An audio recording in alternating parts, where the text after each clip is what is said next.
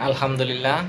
আমার আম্মা আজকে খুবই মনে আনন্দিত যে আজকে আমি তাকে ঘর থেকে ধরে নিয়ে বাইরে নিয়ে গেছি। হাঁটতে, হাঁটতে বাইরে নিয়ে গেছি। সে বাইরে থেকে একটু ঘুরে আসছে বিকেলবেলা। তার মনের মধ্যে অনেকটাই ভালো লাগছে যে আমার ছেলে আমাকে ধরে নিয়ে যেয়ে বাহির থেকে ঘুরায় নিয়ে আসছে। তার মনের মধ্যে খুবই ভালো লাগছে। বাহিরে পোলাপান খেলাধুলা ফুটবল খেলতেছিল, এমনি দৌড়াদৌড়ি করতেছিল। সেগুলো দেখে তার মনের মধ্যে একটা ভালো একটা পরিবেশ সৃষ্টি হইছে। তাই বলল সে যে, "আজকে আমার খুব ভালো লাগতিছে।" তখন আমার মার কথা শুনে তখন আমারও মনের মধ্যে খুবই ভালো লাগলো। যে আমি কতদিন পর এসে আমার মাকে ধরে নিয়ে বাহিরে গেছি, ওখান থেকে ঘুরে নিয়ে আসলাম। তার মনের মধ্যে একটা আনন্দিত আসছে। তার আনন্দিতে তো আমিও আনন্দিত হইছি।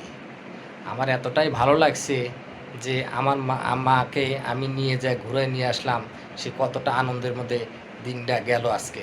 এইরকম যদি তার পাশে যদি সবাই একে, একে যদি এগিয়ে আসে, অবশ্যই তাদের মন একটু হলেও পরিবর্তন হবে। আর তারা অসুস্থ থাকবে না। তারা অতি তাড়াতাড়ি সুস্থ হয়ে যাবে। তাই বলি আপনাদের বাপ-মাও যদি অসুস্থ থাকে, আপনারা ঘন, ঘন তাদের পাশে যান, তাদের সাথে কথাবার্তা বলেন। তাদের সাথে এমনিতেই তাদের মন পরিবর্তন হয়ে যাবে। তারা অনেকটা সুস্থতা বোধ করবে। এটাই কিন্তু বাস্তব।